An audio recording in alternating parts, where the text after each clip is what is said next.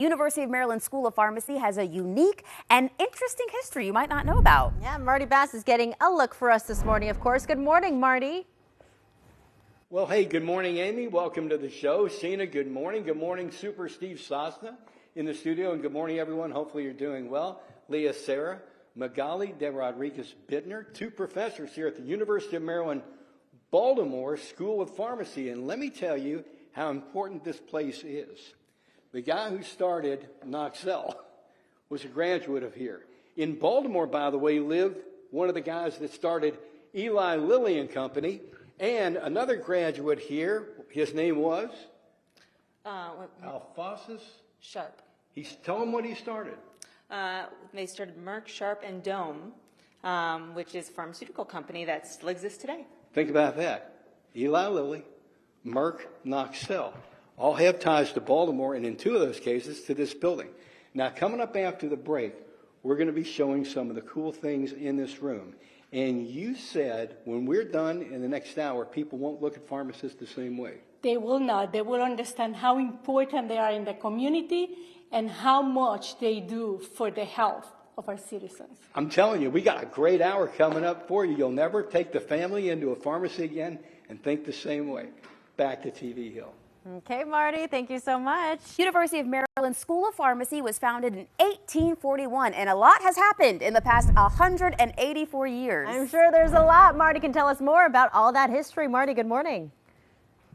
Well, good morning again, everyone. University of Maryland, Baltimore School of Pharmacy. You met Magali and Leah before the break. Andy Coop joins right now. One of the great characters of all time. We get him started. It'll be like, 5 minutes later, he'll finish his first sentence. One of the great characters of all time. By the way, it's the Joseph Dorsch Museum of Pharmacy. And you were telling me you all use this as a recruiting tool. Yes, we have open houses here at the school, and it's always open during open houses for potential students. And the parents I love during the time can come and tour this museum. Because there's so many cool things in here. Leah, let's go ahead and talk about cigarettes for asthma. Is this counterintuitive?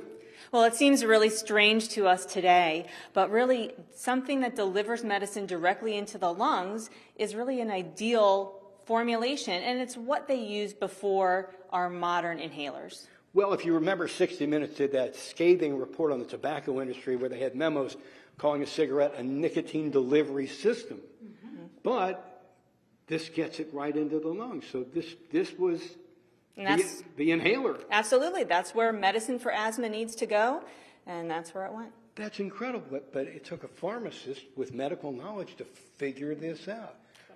That is correct, Marty. But the new inhalers are far superior and more efficient, and we need pharmacists to train people to use the inhalers. And we're going to be talking about how your pharmacist needs to train you and your family coming up next half hour. Okay. We got to talk about this. This is a prescription for alcohol. During Prohibition, pharmacies were the saloons. Well, no, that was the only way for you to get alcohol. Is that right? So physicians will write you a prescription for whiskey, like you've seen here. And so that gave birth to the soda fountain. Do you remember how many pharmacies at that time had soda fountains because it became an alternative and one of the few places you could get an alcohol prescription? There's so much in here to see. Mm-hmm. How many students are at the School of Pharmacy? So right now we have about 600 students to 700, and we offer 10 different programs here at the school. 10 different programs? Yep. In addition to our Doctor of Pharmacy program, we have 2 PhD programs and several Master of Science programs. People come from all over the country and internationally to come here. Correct, especially our Masters in Medical Cannabis. We're on the cutting edge. Yep. Seriously? Correct. Too many good lines there, but fact is fact. Hey, listen, Andy, Leah, Magali, thanks so much for joining us. Yeah. Coming up next half hour, he really wants to talk about how you need to learn how to take your medicines, how important it is, and we're going to do that. Great. All right.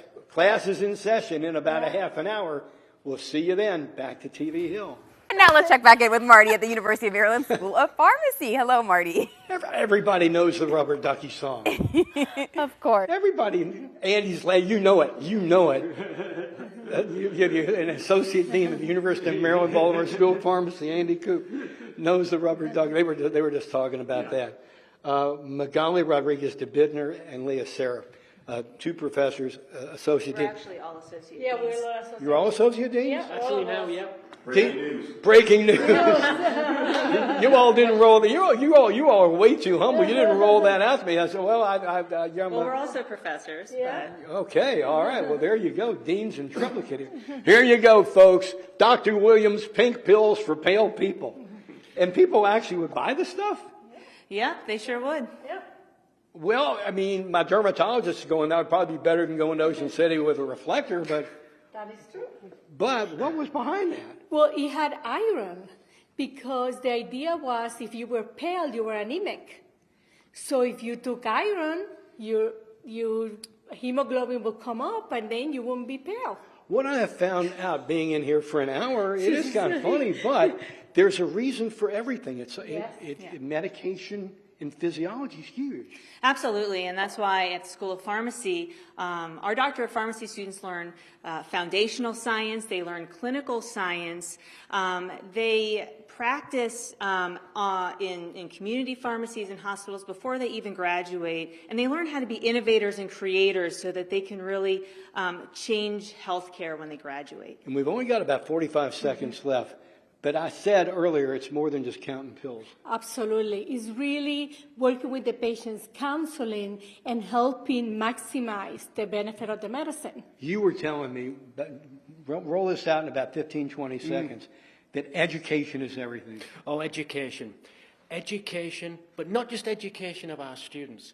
Educating our students so that we can educate the population. You can only take the tablets, the medications appropriately if you are an educated patient. And so you should go to your pharmacist and become good friends. You're a team. Absolutely. And it's important that the public knows we need to keep community pharmacies. They are in your neighborhoods and they're closing at an alarming rate nationwide.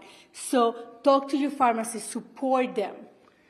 And if you're iron deficient, you need to find Dr. Williams pink pills for pale people. Hey, y'all, thanks so much for being with us. The Joseph Dorsch Museum at the University of Maryland, Baltimore School of Pharmacy. Yesterday was Pharmacist Day. Yeah. And that's why we're here today. Back to TV Hill. Thank you. Bye. Thank you.